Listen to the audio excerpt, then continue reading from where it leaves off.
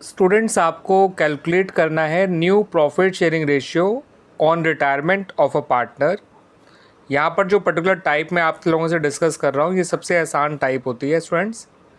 यहाँ पर एक पर्टिकुलर पार्टनर रिटायर हो जाता है और फर्दर कोई इन्फॉर्मेशन नहीं दे रखी होती है, और ऐसे में नया प्रॉफिट शेयरिंग रेशियो आपको कैसे निकालना है उसको इस एग्जाम्पल से समझ लीजिए। ए, बी और सी ये तीनों पार्टनर्स हैं और आपस में प्रॉफिट शेयर करते हैं in the ratio of 3:2:1।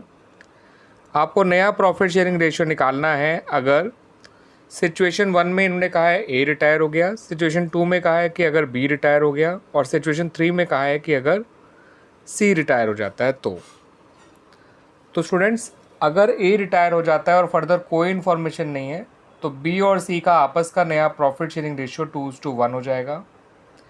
B retire हो जाता है और अगर कोई फर्दर इन्फॉर्मेशन नहीं है तो ए और सी का जो आपस का पुराना प्रॉफिट शेयरिंग रेशियो है वही उनका नया प्रॉफिट शेयरिंग रेशियो हो जाएगा।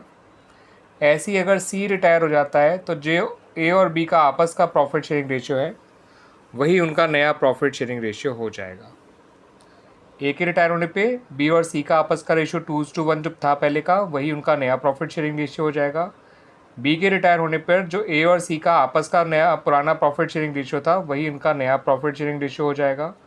सी के रिटायर होने पर जो ए और बी का आपस का पुराना प्रॉफिट शेयरिंग रेशियो था वही इनका नया प्रॉफिट शेयरिंग रेशियो हो जाएगा। और सिर्फ नया प्रॉफिट शेयरिंग रेशियो नहीं स्टूडेंट्स, नए रेशियो के साथ साथ उनका गेनिंग रेशियो भी यही हो जाएगा। ठीक है स्टूडेंट्स, तो ये सबसे आसान टाइप होती है जहाँ पर कोई एक पर्टिकुलर पार्टनर रिटायर हो जाता है और फर्दर कोई इन्फॉर्मेशन नहीं दे रखी होती इन द क्वेश्चन।